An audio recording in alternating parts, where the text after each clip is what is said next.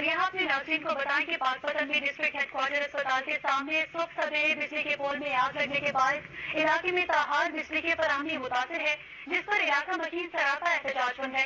صورتحال جاننے کے لیے ہم نے رابطہ کیا ہے نمائندہ کے 21 نیوز محمد احمد رضا سے۔ جی محمود، کیا تفصیلات ہیں؟ جی بالکل، ڈسٹرکٹ ہیڈ کوارٹر ہسپتال کے سامنے بجلی کے پول پر اچانک آگ بھڑک گئی، جس سے بجلی کی تاریں درجنوں میٹر جل گئی۔ وابستہ اہلکاروں کو بار بار اطلاع کرنے کے باوجود بجلی کی مرمت کا کام شروع نہ ہونے پر تاجروں نے میڈیکل اسٹور، کریانہ اسٹور اور لبادی کو شٹ ڈاؤن کرتے ہوئے مریضوں کے میڈیکل ٹیسٹ اور ادویات کی فروخت بند کر کے وابستہ کے خلاف احتجاج کرتے شدید نعرے بازی کی۔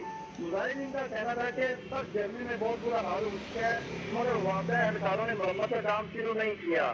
مظاہرین نے انتظامیہ سے ذمہ داروں کے خلاف کارروائی کا مطالبہ کیا ہے۔ جی پاکپتن میں بجلی کے پول میں آگ لگنے کے بعد علاقے میں تاحال بجلی کی فراہمی متاثر ہے، جس پر علاقہ مکین سراپا احتجاج بن گئے۔ اسی پر محمود احمد رضا ہمیں تفصیلات سے آگاہ کر رہے تھے۔ آپ کا بہت شکریہ۔